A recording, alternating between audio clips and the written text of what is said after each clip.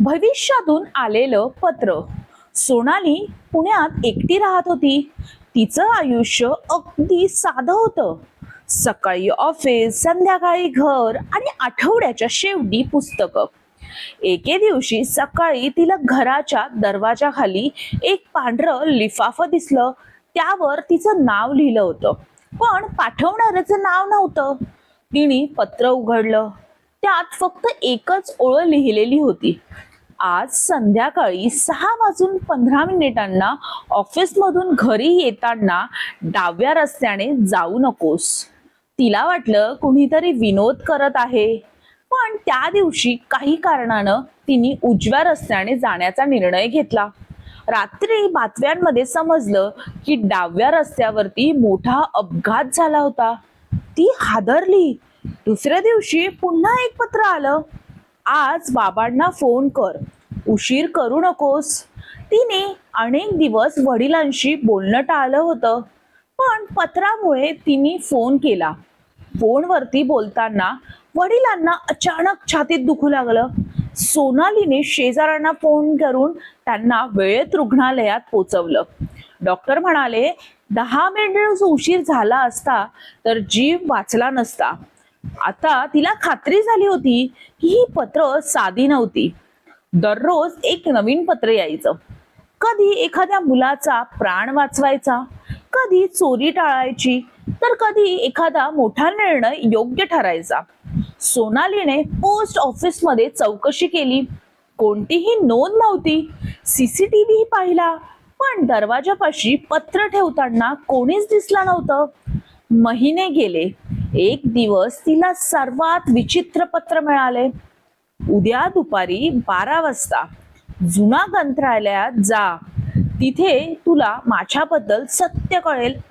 ती वेळेवरती ग्रंथालयात पोहोचली. आत एक छोटा लाकडी बॉक्स होता. त्यावर लिहिलं होतं, हे फक्त सोनालीसाठीच. तिने बॉक्स उघडला. आत एक डायरी नव्हती, एक डिजिटल पेनड्राईव्ह होता. त्यात एक व्हिडिओ होता. तिने तो व्हिडिओ सुरू केला. स्क्रीनवर एक तरुण मुलगा दिसत होता.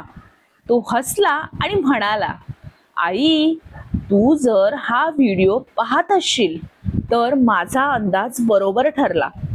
सोनालीच्या डोळ्यात अश्रू आश्चर्य दाटलं.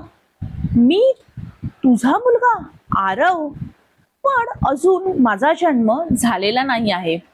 तो पुढे म्हणाला, भविष्यात मी वेळेवर संशोधन करणारा वैज्ञानिक बनलो.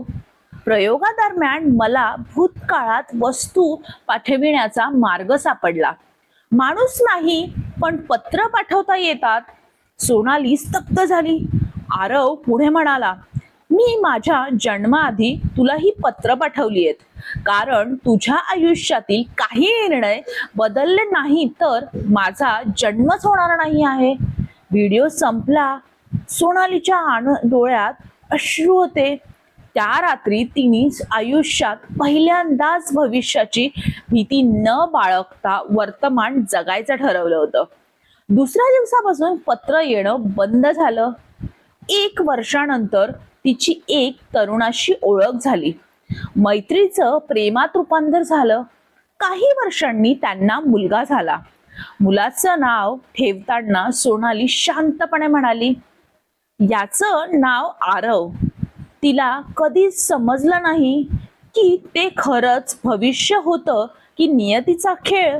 पण प्रत्येक वेळी आरव हसायचा तेव्हा तिला त्या पहिल्या पत्राची आठवण यायची आणि ती मनात म्हणायची, कधी कधी भविष्य आपल्याला घाबरवायला नाही तर योग्य मार्ग दाखवायला येतं.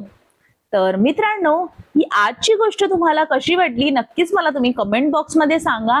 आणि माझ्या व्हिडिओला लाईक करा, शेअर करा आणि जास्तीत जास्त सबस्क्राईब करा.